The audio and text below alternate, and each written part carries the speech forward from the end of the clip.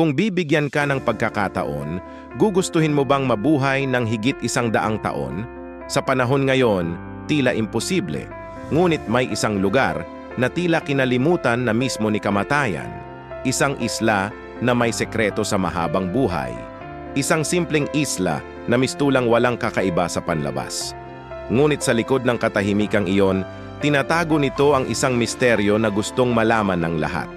Sa isla ng Icaria, Greece, tila may fountain of youth dahil halos lahat ng tao dito ay tumatanda ng may kalusugan at lakas.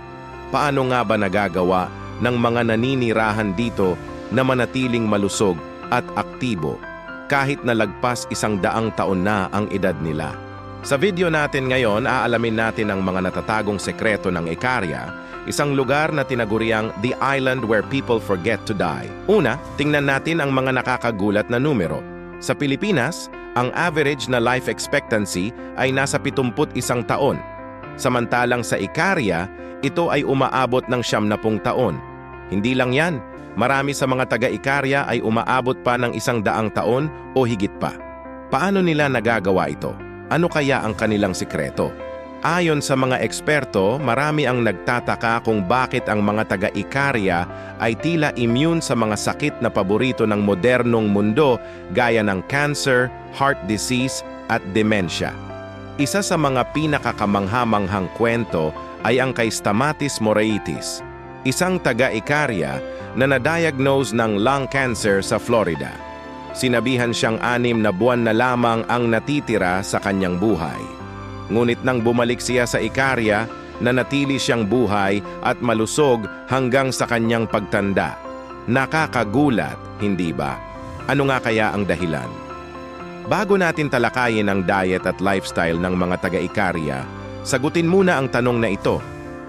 Kung mabibigyan ka ng pagkakataong mabuhay ng higit 100 taon, anong gagawin mo sa dagdag na oras? Ang sagot sa mahabang buhay sa Icaria ay hindi isang simpleng formula. Ito ay pinaghalong iba't ibang aspeto ng kanilang buhay. Ayon sa mga pag-aaral, isa sa pinakamahalagang aspeto ng kanilang sekreto ay ang kanilang Mediterranean diet. Isang simpleng paraan ng pagkain na binubuo ng mga natural na sangkap tulad ng olive oil, gulay, whole grains, isda at nuts. Ang olive oil na kanilang ginagamit ay sagana sa healthy fats at antioxidants na tumutulong sa pagpapabuti ng kalusugan ng puso. Bukod sa kanilang pagkain, ang mga tao sa Icaria ay may kakaibang pananaw sa oras at buhay. Hindi sila nagmamadali at hindi sila nakakaranas ng parehong stress na dala ng modernong pamumuhay. Dito, mahalaga ang pakikipag-ugnayan sa kapwa. Malapit ang mga tao sa isa't isa. Madalas silang magkakasama, nagsasaya at nag-aalaga ng bawat isa. Paano nakakatulong ang simpleng pamumuhay na ito? Ayon sa mga eksperto, ang pagkakaroon ng isang suportadong komunidad ay malaking faktor sa mahabang buhay. Kapag may problema, may kasama ka. Ang pakikipag-usap at pakikisalamuha ay isang natural na bahagi ng buhay nila na nagbabawas ng anxiety at depression. Ngunit ang Icaria ay hindi nag-iisa. May iba pang lugar sa mundo na kabilang sa tinatawag na blue zones, mga lugar na kilala sa dami ng kanilang mga centenarians o mga taong umabot sa 100 taon o higit pa. Kasama dito ang Sardinia sa Italia, Okinawa sa Japan, Nicoya sa Costa Rica at Loma Linda sa California. Ang mga lugar na ito ay may pagkakapareho.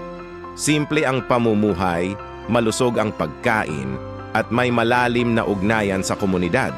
Isa pang halimbawa ay ang Sardinia sa Italy, kung saan ang ilan sa mga pinakamatandang tao sa buong mundo ay nakatira. Sinasabing isa sa mga sikreto nila ay ang pag-inom ng red wine, partikular ang lokal na alak na kilala bilang Canonau.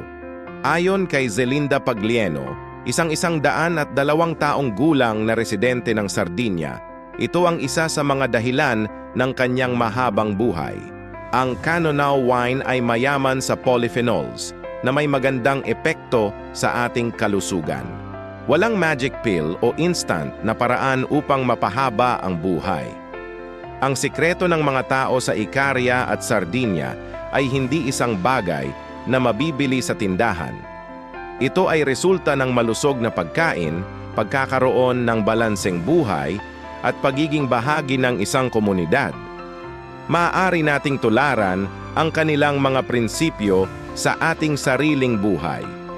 Kumain ng tama, magpahinga, makipag-ugnayan sa mga mahal natin, at ituring ang oras bilang regalo. Bilang inspirasyon, tanungin natin ang ating sarili. Anong mga pagbabago ang pwede nating simulan sa ating sariling buhay ngayon upang tayo ay mabuhay ng mas malusog at mas mahaba? Kung nagustuhan mo ang video na ito at nais mong matuto pa ng mga kakaibang kaalaman, huwag kalimutang i-like ang video at mag-subscribe sa aming channel, Diary ng Kaalaman PH. I-click mo na rin ang notification bell para lagi kang updated sa mga bago naming uploads. Maraming salamat sa inyong suporta at sana ay patuloy kayong matuto at mag-enjoy sa mga susunod nating content. Hanggang sa muli, dito lang sa Diary ng Kaalaman PH, kung saan ang bawat araw ay puno ng bagong kaalaman.